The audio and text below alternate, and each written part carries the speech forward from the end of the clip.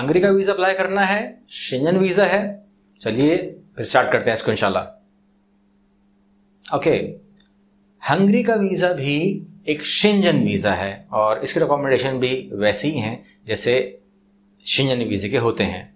लेकिन हम हंगरी क्यों अप्लाई करें? नंबर 1, हंगरी पाकिस्तान से कम अप्लाई होता है।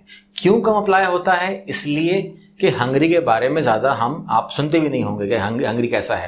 Hungary is a outstanding beautiful small country, बहुत ही खूबसूरत है, मुझे पर्सनली बहुत पसंद है। और हंगरी में जो टाइम गुजरता है, हंगरी का कैपिटल बुडापेस्ट है, वहाँ भी ठीक है, वहाँ बहुत मज़ा आता है, बुडापेस्ट में भी आपका अच्छा टाइम गुजरेगा। मगर व्हाट अबाउट लेक बैलाटोन? आप लेक बैलाटोन जाएंगे तो हम 3 दिन के लिए गए थे, मगर 3 दिन कुछ नहीं होते। आप वहां पर लंबा टाइम गुजारना चाहेंगे, लेक बैलाटोन में करने के लिए बहुत कुछ है। मतलब you can say it's a beautiful tourist attraction. कब जाया जाए? क्योंकि हमेशा जब भी आप किसी को एडवाइस करें, जब हम टूरिज्म की वीडियोस पे जाएंगे तो हम वहाँ पर ज़रूर ये बात करेंगे, things to do in lake Balaton, things to do in Budapest और why we go to Hungary. ये हमारी बातें आने वाली वीडियो के बाद आएंगी, मगर मेरी जो ये वीडियोस आएंगी टूरिज्म की, वो आएंगी things to do in that country in this country, ये आएंगी 100 वीडियोस के बाद।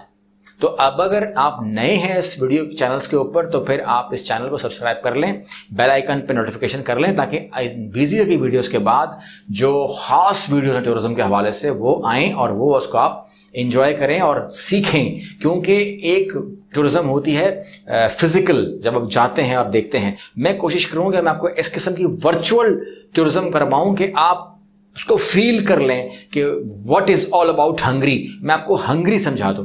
तो इस तरीके से मैं तमाम उन हाईएस्ट टूरिस्ट अट्रैक्शन कंट्रीज को और सिटीज को टच करूंगा जहां पर अट्रैक्शंस हैं, और आप अपनी टूरिज्म में जो मेरे अभी दोस्त देख रहे हैं, ट्रैवल एजेंट्स और टूरिज्म एजेंट्स और जो नए आने वाले हमारे वो हैं, लड़के हैं लड़कियां हैं, तो ये जब इस फील्ड में आएंगे तो इनको हर कंट्री विजिट करने का मौका फौरन नहीं मिलेगा, लेकिन अपॉर्चुनिटी तो है इस काम के अंदर। अगर आप इसको करते हैं तो आप सीख सकते हैं। तो लेकिन वीडियो से जरिए मैं कोशिश करूंगा कि मैं इसको सिखाऊं। ये अलग बात है कि हमारे पास एक पूरा सिस्टम मौजूद है ट्रेनिंग का, हम बाकायदा ट्रेनिंग करवाते हैं। उस ट्रेनिंग की जो आउटलाइन है मैं इस डिस्क्रिप्शन में डाल दूंगा, वो भी आप देख सकते हैं। उसके अंदर तो पूरा सिस्टम मौजूद है, वो मैं खुद ही कंडक्ट करता हूँ। राउंड द वर्ल्ड होता है वो, राउंड द वर्ल्ड हमारा पास ऑनलाइन सिस्टम है। आप दुनिया में कहीं पर भी हों, आप मेरे साथ अटैच होके एक कंप्लीट ट्रेनिंग ले सकते हैं। और जो ट्रेनिंग ले लेते हैं फिर मेरी जान नहीं छोड़ते, सारी जिंदगी नहीं छोड़ते, वो मेरे साथ अटैच रहते हैं। हम साथ काम भी करते हैं और साथ सीखते भी हैं और सिखाते भी हैं, हर चीज़ चल रही होती है। तो ये एक अपॉर्चुनिटी है। तो हम बात कर रहे थे हंगरी के हवाले से और इसके शहर बुडापेस्ट के हवाले से और उसके लेक बैलाटोन के हवाले से। मैंने कहा कि कौन सा टाइम बेहतर रहता है? टाइम बेहतर रहता है जुलाई से अगस्त। जुलाई से अगस्त तक ठीक है, अगस्त के बाद फिर वो वेदर जो है वो चेंज होता है, ठंडा होता है। तो इस किस्म के इलाके जैसे लेक बैलाटोन वगैरह हैं, इस किस्म के इलाके तो बिल्कुल भी बेयर नहीं कर सकते कि आप किसी को दिसंबर में वो करवाएं, मुनासिब नहीं है, वो एंजॉय नहीं कर पाएंगे। देख लेंगे बहुत मुश्किल से, मगर एंजॉय नहीं कर पाएंगे। तो सबसे बेहतरीन टाइम कौन सा है? From July to August. Tourism में इस बात की भी वैल्यू है। कहाँ से अप्लाई होगा? इस्लामाबाद से अप्लाई होगा। सिर्फ इस्लामाबाद का ऑप्शन है, इसलिए ये कम अप्लाई होता है। रेशो क्या है? वीज़ा बड़ा हाई रेशो है। शेंजन स्टेट है, अगर आपके पास हंगरी का वीज़ा लग जाए तो you can go in that Schengen states, जो कि 26-28 कंट्री हैं, आप उनमें भी जा सकते हैं। इसके पड़ोस में जैसे फ्रांस है, जर्मनी है, बेल्जियम है, आप वहाँ भी जा सकते हैं, आपको कोई प्रॉब्लम नहीं। आप 28 मुल्कों में जा सकते हैं, आपको कोई प्रॉब्लम नहीं आएगी। इनकी डॉक्यूमेंटेशन के अंदर थोड़ी सी हम बात कर लेते हैं। तो आपका पासपोर्ट होना चाहिए जो कि 6 महीने फुल वैलिड हो। आपके पास एक प्रॉपर बैंक स्टेटमेंट हो, जिसका जिक्र मैं बार बार करता रहता हूं, उसकी वीडियो में डाल देता हूं डिस्क्रिप्शन में, वहां से उठा के देख लेना। बैंक स्टेटमेंट बहुत मैटर करती है इस काम के अंदर, क्योंकि बैंक स्टेटमेंट ही बताती है कि आपको भेजा जाए कि ना भेजा जाए उस तरफ, आप अफोर्ड कर सकते हो कि नहीं कर सकते हो, और मंथली का आपका अफोर्डेबिलिटी क्या है, कितना पैसा आता है मंथली, कितना चाहता है। इसलिए वो 6 महीने की मांगते हैं। और फिर आपका आईडी कार्ड है जो कि नादरा का नया कार्ड जो आया है, चिप कार्ड, वो होना चाहिए। आपके पास बैंक स्टेटमेंट है, मेंटेनेंस सर्टिफिकेट है, बैंक विजिटिंग कार्ड है, आपके पास ऑफिस लेटर है।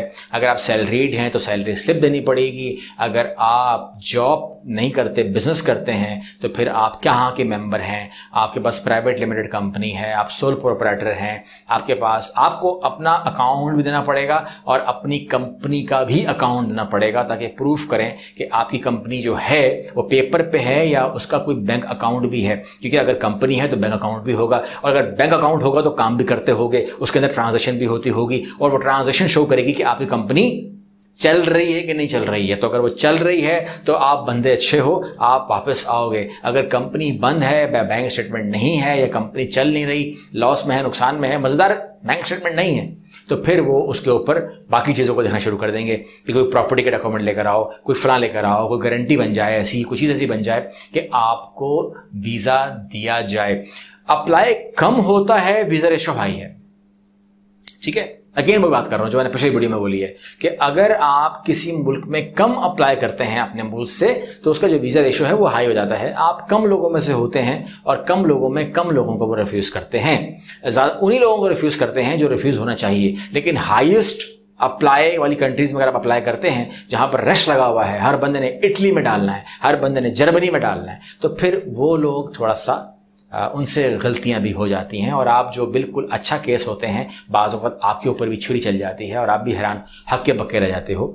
लेकिन ये इस वीडियो के ज़रिए मैं, अभी मुझे एक बात याद आई है, तो मैं एक बात आपसे कह दूं, अगर कभी आपको इटली या जर्मनी या कोई भी कंट्री, फ्रांस, कोई भी कंट्री अगर रिफ्यूज़ करती है और आप समझते हो कि ये ज़्यादती हुई है, क्योंकि आपको पता होता है कि मेरे डॉक्यूमेंट सही हैं या गलत हैं, अगर गलत है तो फिर तो आपने गलत ही किया है, ठीक है ना, फिर तो आप अपील तो क्या, आपको तो बस क्या कहना चाहिए।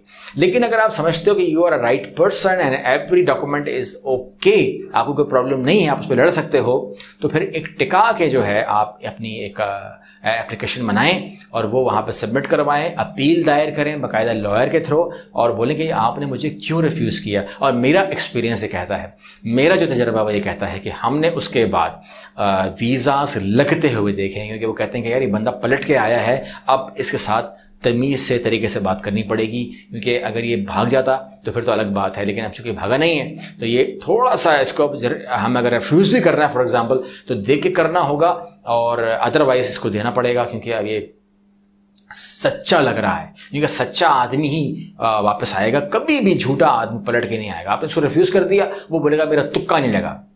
तो जो पलट के आया है वो कह रहा है कि जी मेरे कौन सा डॉक्यूमेंट में आपको प्रॉब्लम नजर आई, मुझे दिखा दीजिए, ताकि मैं भी देखूं कि मेरी कंपनी में प्रॉब्लम है, मेरे डॉक्यूमेंट में प्रॉब्लम है, मैं टैक्स पेयर नहीं हूं, मैं चैम्बर ऑफ कॉमर्स का नुमाइंदा नहीं, मैं कौन सा डॉक्यूमेंट में आपको शक हुआ, आपको क्यों शक हुआ है।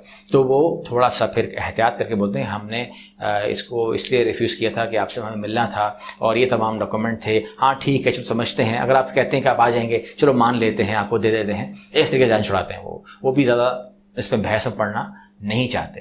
तो उम्मीद करता हूं कि आपको इस वीडियो से ये दो बातें समझ में आ गई होंगी कि एक आपने अपील ज़रूर करनी है और एक हंगरी का वीज़ा कैसे अप्लाई करते हैं। ठीक है, अस्सलाम वालेकुम।